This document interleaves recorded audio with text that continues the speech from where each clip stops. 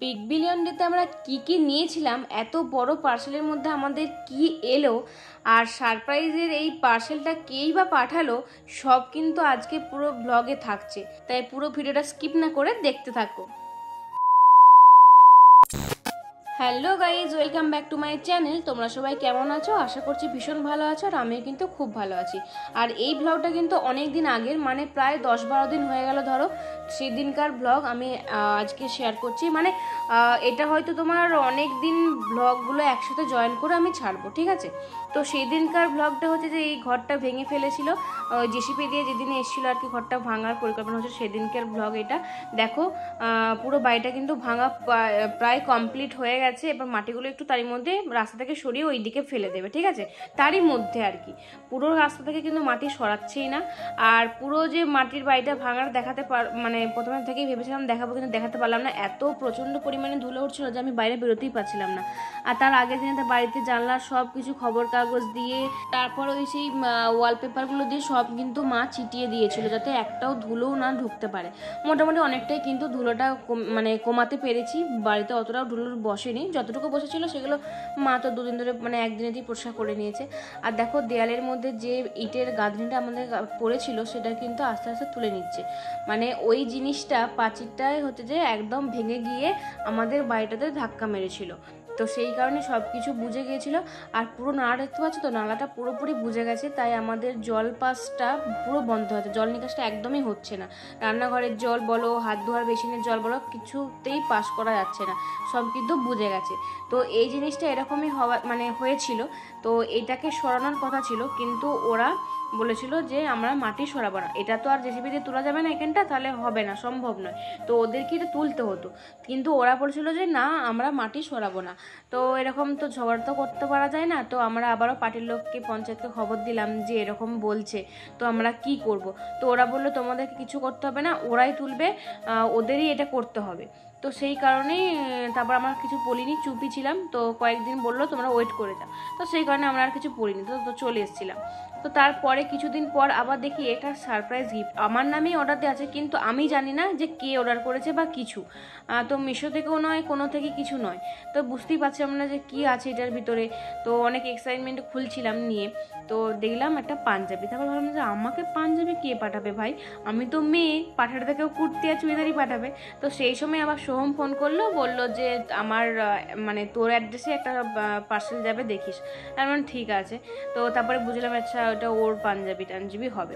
তো তারপরে আবার কিছুদিন পরে সকালবেলাতে আবারও একটা চলে এসছে, আর এটা বিগ বিলিয়ন ডেতে অর্ডার দিয়েছিলাম আর কি। তো সেটাই চলো তোমাদের সাথে শেয়ার করবো। আর এটা ভাইয়ের জন্য অর্ডার দিয়েছি, ভাইয়ের সামনেই বার্থডে আসছে, তো বিগ বিলিয়ন ডেতে দিয়ে দিলাম। আর এখন পুজোর বাজার বুঝতে পারতো, হাতে একদমই টাকা পয়সা কিচ্ছু নেই। তো সেই কারণে 3 বোন মিলেই এই সুন্দর জিনিসটা ওকে দিয়েছি। তোমরাও জানিও কেমন হয়েছে। এই সেম জিনিস 3টে অর্ডার করা হয়েছে। একটা মেজদি নিজের জন্য নিয়েছে, সুমিতদা নিয়েছে, আর একটা ভাইয়ের জন্য নিয়েছি। তো আমি এই কালারটা আর জিনিসটা পছন্দ করেছি, কেমন হয়েছে জানিও।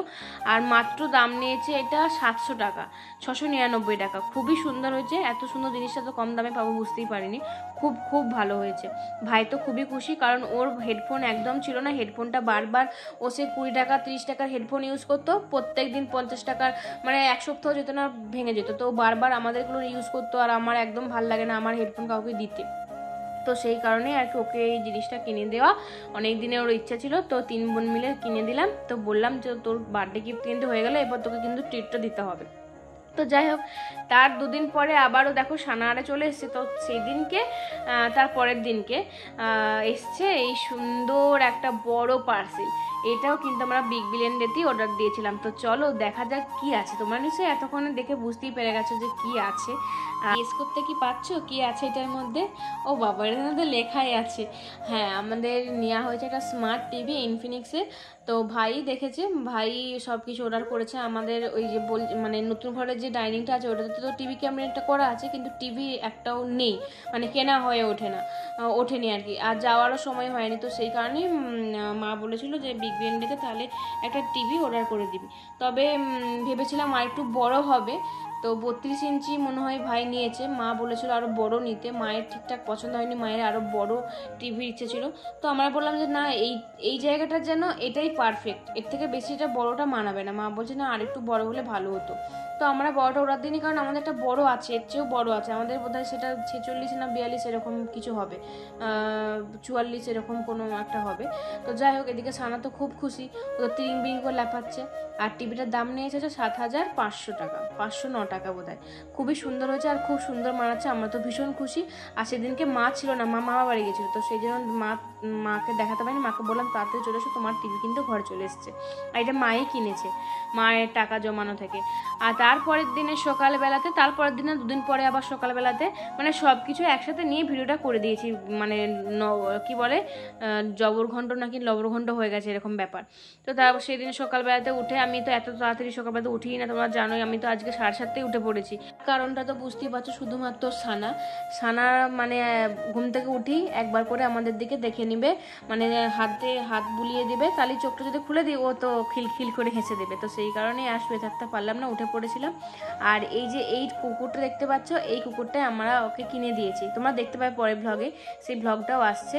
তো ওই কুকুরটাকে কিনে দিয়েছি জন্মদিনের জন্য। ওর তো সামনেই বার্থডে, ও 3 অক্টোবর বার্থডে, 1 বছর পূর্ণ হয়ে যাবে দেখতে দেখতে। বুঝতে পারছি এই মেয়েটা কত বড় হয়ে যাচ্ছে, 1 বছর হয়ে গেল। এই সেদিনে পুচকেটা হলো আমাদের বড়দিদি, আগের বছরও এখনও প্রেগনেন্ট, আর আজকে দেখো ও হাঁটছে, কথা বলছে, কত সুন্দর।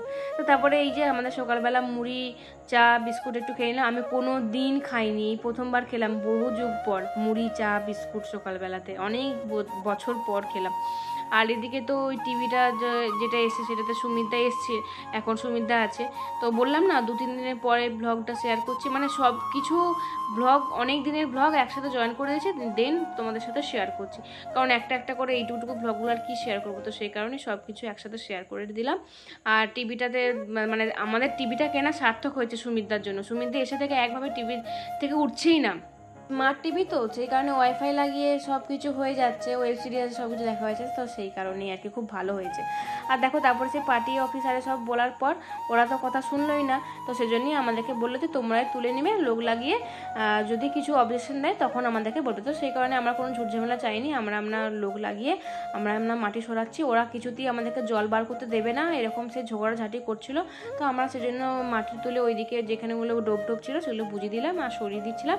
তো চলো আজকে ব্লগটা এই পর্যন্ত। যদি ভালো লাগে অবশ্যই লাইক কমেন্ট শেয়ার করতে একদম, দেখা হচ্ছে পরের ব্লগে, বাই।